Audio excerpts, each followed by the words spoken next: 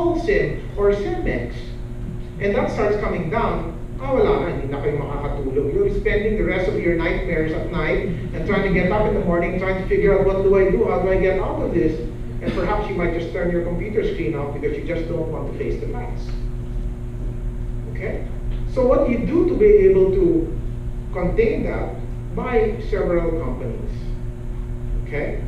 Now, I will tell you, normally diversification will tell you, spread it out into different industries. Don't always buy 5 banks into your portfolio. There's wisdom to that. But I will tell you, in my understanding of what happens here in the Philippines really follows this basic sense.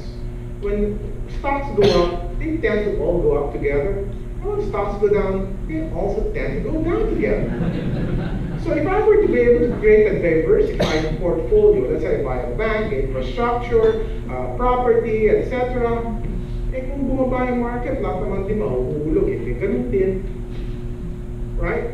But I think more important, aside from the sector, is to make sure that the single stock ownership is curtailed, especially if you guys are trading on margin. If you buy one stock solely on margin and you don't know how to handle that risk, you're asking for an early grave.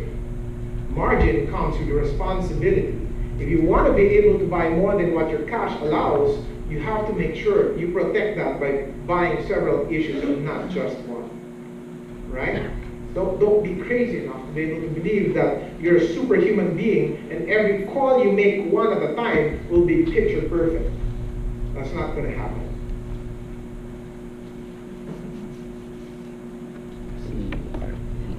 The last statement says, do not over-diversify. Let me just complete that. It says, you don't need a bazooka to shoot a single target. Being a trader comes with 2 necessities.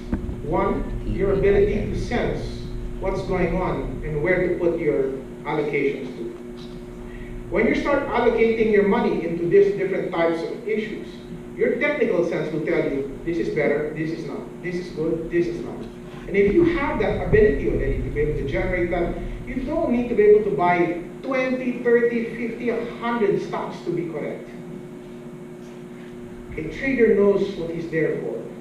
Your money has to be placed in something that is fine-picked by you.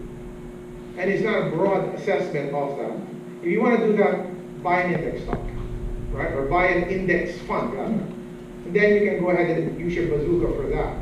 But not when you're stock picking. Stock picking requires you to put more finesse in there because we want to make sure our money is placed into something that counts. And that makes your trade worthwhile.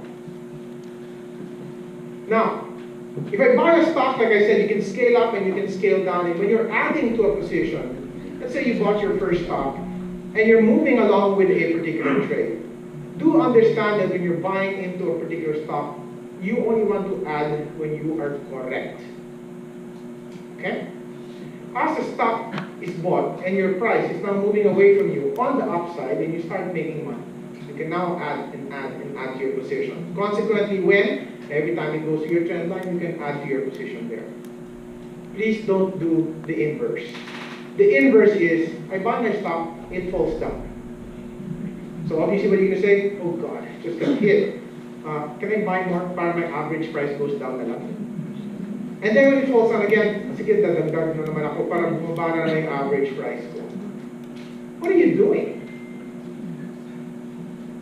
Are you trying to just simply tell yourself that you can still be right?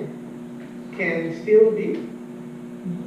Your position is telling you that it's drawing itself down.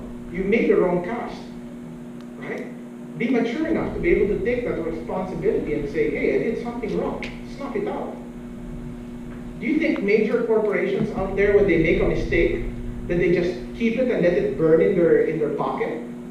A smart manager of a company, seeing that he makes a decision on a business that does not do well, he should be very quick in getting rid of that business, saying, lousy addition to my company.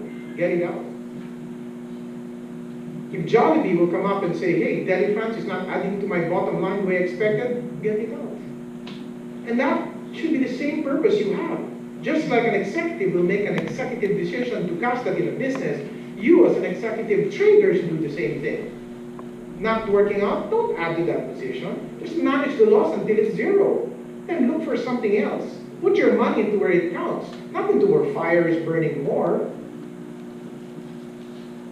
If you want to average down, please consult our easy investment program, where you can buy stocks on the way down because you're not trading it, you're buying it over a long course of time, and you're gradually buying it because you wanted to buy the cheaper price. But a trader does not have that goal. You have a fixed amount of time to make that money, not as long as what cost averaging can do. I want